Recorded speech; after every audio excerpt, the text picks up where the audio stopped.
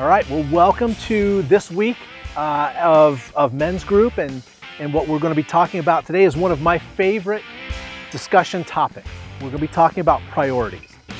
Lots of people talk about priorities. They talk about what their priorities are, what their top priorities are.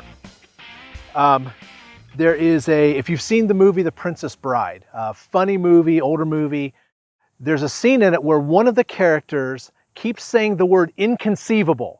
This is inconceivable. One of the other characters, after listening to him use this word several times, he says, "You keep using that word, and I do not think it means what you think it means." When we're talking about priorities, priorities are the things that get our time, our attention, and our behavior. For instance, I can say that my health is my top priority, or is one of my top priorities. However, if I'm going to the gas station 3 or 4 times a week, buying bags of chips, getting bottles of soda, and Little Debbie snack cakes, I am proving through my lifestyle, through my decisions, my behavior, that my health is not a priority, because I'm showing what my priority is, which is junk food. So, what I claim are my priorities matters very little. My lifestyle shows what my priorities truly are. Choosing our priorities is a very intentional process. If I don't decide what the most important things in my life are, if I don't make an intentional decision as to what my priorities are, then the demands of my schedule and the demands that others place on me will determine what are my priorities. Now, let's take, for example, our jobs, or maybe a side hustle that we have. Am I doing this job because working is my top priority? The actual physical working, the job is my priority. Or am I doing this job, am I working in order to provide for myself and for my family? There's a difference there in priorities. If my family is my top priority, I will figure out how to be present with them when I am home. I will figure out how to provide for them through my job, but my focus is still on them. Now, are you attentive to your wife's needs? Do you put her needs above yours? Are you present with your kids when you're home with them, if you have a family? Are you present when you are with them? Or do you get lost in your phone or television or something else that creates further separation between you and your family? Now, let's say you're single. Do you live your life so focused on your job that is your life? Or do you work so that when you can be with friends, when you can be with family, when you can be at church, your focus can still be on those things. You can be attentive to the people that you're with, and they know that they are a priority of yours because of where your attention is. If I don't have time for anybody else because my job is my priority, it tells everybody else in my life that they come after the job. Our priorities are determined by our life decisions. So the first step in this process is to take a look at your schedule. What gets the majority of your time, your attention, and your behavior? For most of us, our work will get a very large chunk of our time. And that's just the nature of work. That's the way that's going to go. As a believer in God, does your work still allow you to keep God as your top priority in your life? Because your attention is on serving God while you are at work. Your attention is your focus is, how is your time being spent when you are away from work? Is your time being spent and your focus being spent and your behavior is on the people, and you are present with the people that you are with, whether it's an immediate family, whether it's extended family, whether it's friends, doesn't matter. You can't sit at work and read your Bible all day, obviously. Can't do that. So, how does one maintain their relationship with God as a top priority in their life if they're working a full-time job? This is a big one for us to come to understand. So I would say two thoughts here. One, are you honoring God in how you work? Which we talked about that in a previous video. Are you working hard? Are you honoring Him with your speech, with your language? Are you honoring people around you with if you work with people that you might be sexually attracted to? Where are your eyes? Are you focusing on things that you ought not to be focusing on? Are you being respectful with the kind of attention that you give people? So that's one. Are you honoring God in how you are working? Number two, are you honoring God in how you are handling yourself around those people at work? If we are able to do those two things well, now we can allow God to be our top priority even when we're at work. And it works the same way. If I say my family is my top priority, while I am at work, am I thinking about honoring my wife? While I'm at work, am I thinking about honoring my children? If I'm single, while I am at work, am I thinking about how I can honor my parents, how I can honor my friends, how all of those types of things, those are the things that stay in our minds that would reveal to us what our top priority is, whether it's here with family, friends, relationships, or whether my work is my top priority.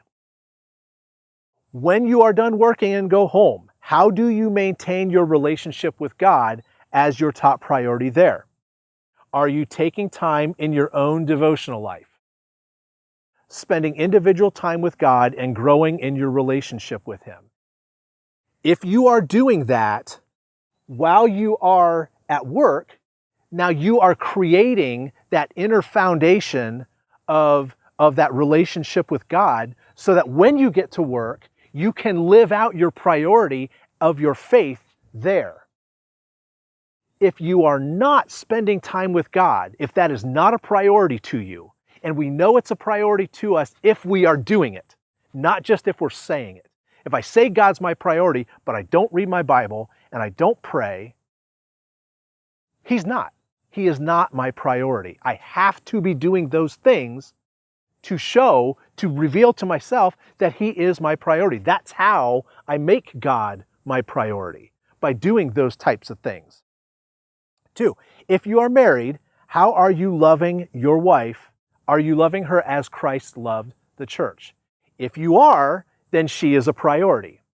If you are not loving her that way, she is not a priority. It doesn't matter what you say. Your actions reveal your heart.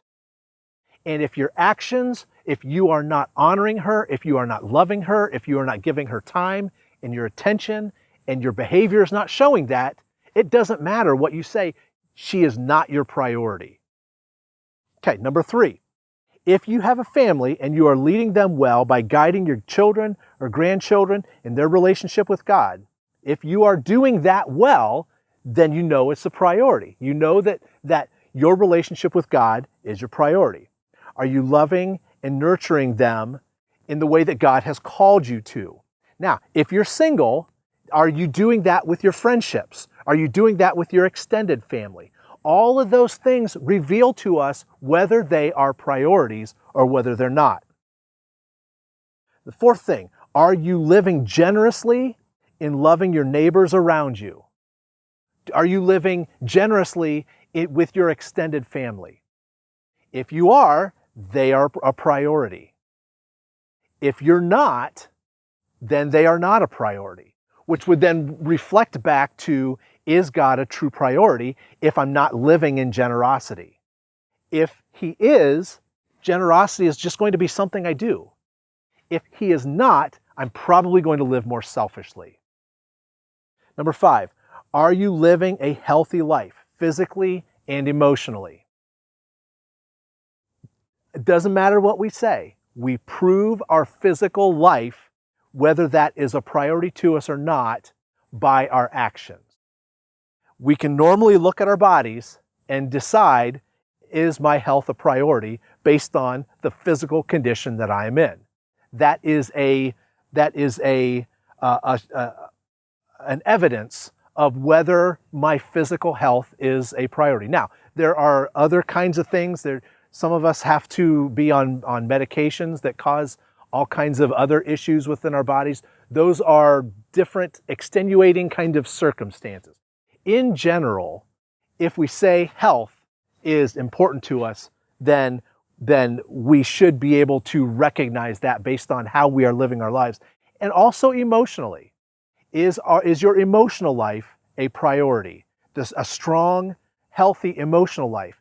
If it is, then you're probably having good conversations with those around you when things are bothering you. You're not keeping things bottled up and blowing up when things go wrong. You're having some of these really good conversations with people.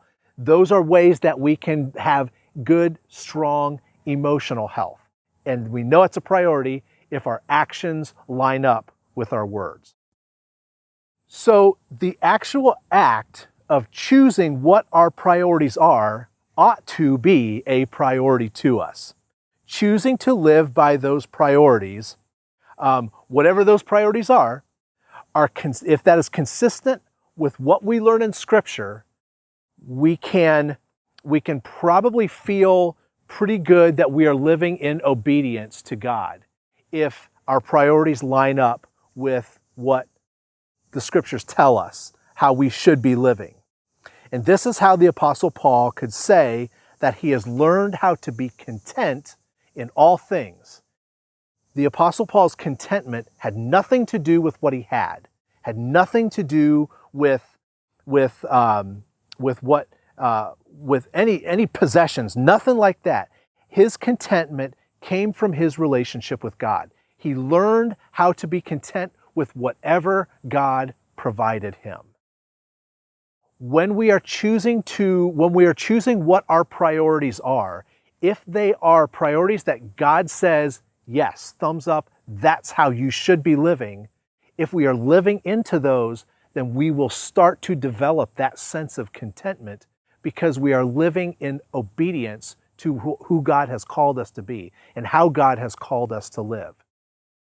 When we get away from that, then we start to lose that contentment. So, as you move into your discussion time, I want you guys to spend a lot of time talking about what your priorities are, how those priorities got in place, where they came from.